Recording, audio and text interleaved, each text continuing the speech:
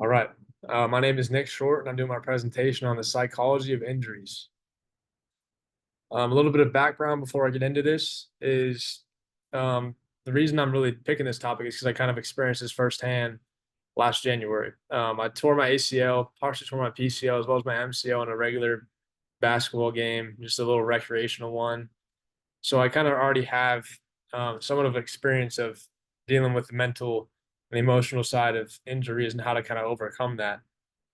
That being said, I still feel like I have a mental block to this day. There's times where I'm either playing basketball, I'm running, doing things of that nature, and I tend to lean more on my right side, which is the knee that's healthy, even though I'm 100% on my left side.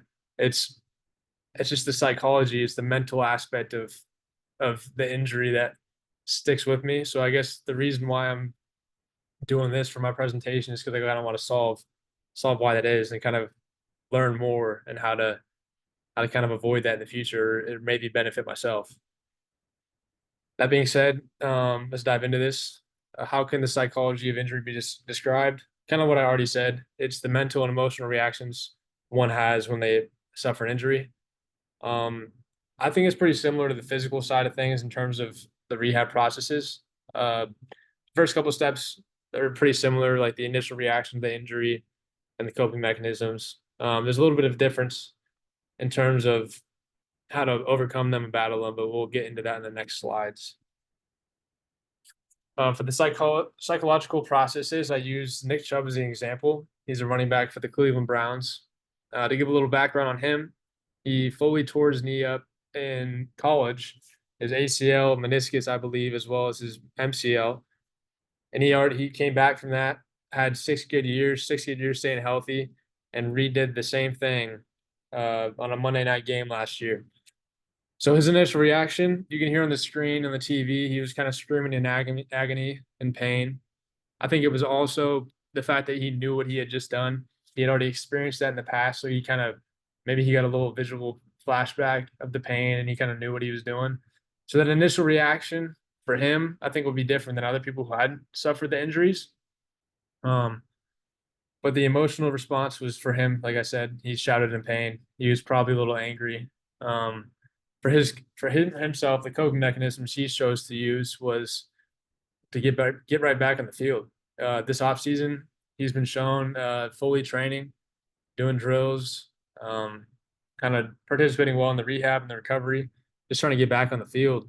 Um, and for himself, I think his return to activity would be different than people who haven't experienced the injury previously. I think he knows what he has to do to get back, and he'll be back there next season.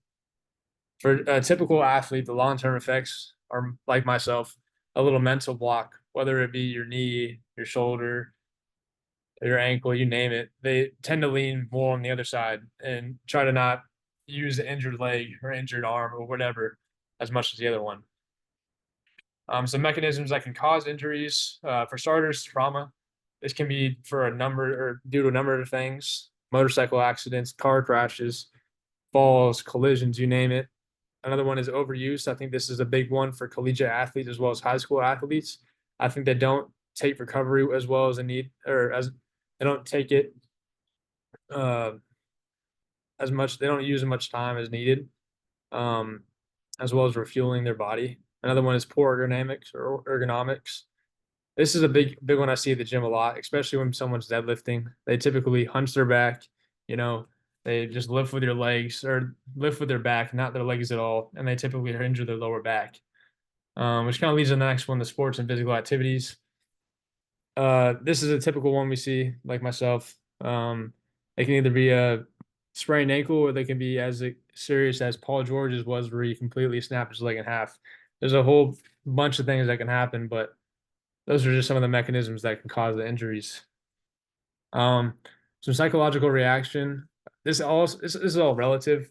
It all depends on the athlete. It all depends on the injury. But for this case, Aaron Rodgers, four-time MVP. I'm sure uh, he's very familiar for NFL fans.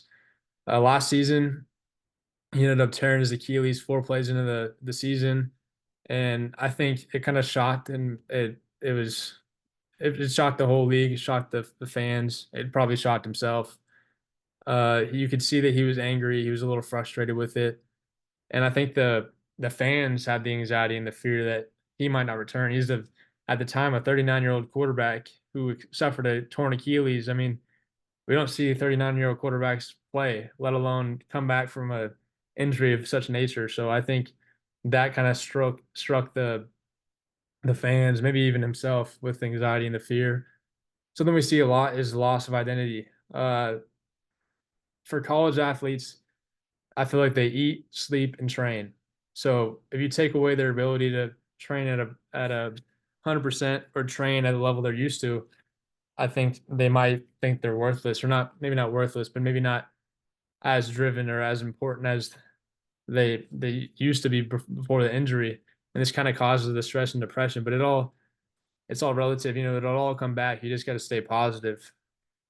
So the rehab processes, the number one thing is to understand and know that you're not alone. Uh, you got to understand. You got to let out your anger, either your anger, your depression, your anxiety, your fear. You got to let that all out. Talk about it with someone. Understand that you're not alone, and there's people to help you. The next thing is understand how to recover. Talk to your physical therapist, talk to your surgeons, talk to your doctors, talk to those people who are going to help you out and you know keep you on the right track to get back to where you want to be. A big one is setting goals that are obtainable. Some people try to shoot for the stars at the start, and that's not really realistic. But if you shoot something like I have right here, a 5-minute walk on the treadmill, I guess it depends on the injury, but shoot something small that you can build off of. Um, Another one is thinking positive. Kind of what I've been mentioning the whole time. You want to stay positive and make sure that um, you don't let the demons prevent you from fully recovering. You want to just keep your head up and just grind, and understand that re-injuries are possible. Um, some of my parents have always told me is in order to take one step forward, sometimes you got to take 2 steps back. So just keep that in mind and stay positive. Lastly, to summarize this whole thing up, as sad as it is, injuries are inevitable, and everyone reacts to them differently. Going back to what I just said, there's a lot of ups and downs with injuries and recoveries, but as long as you stay positive and stay on the right track, you'll be fine. And fortunately, there's a lot of people who have suffered injuries, and injuries happen every day. So you're not going to be alone, and there's going to be people who are going to be able to help you out.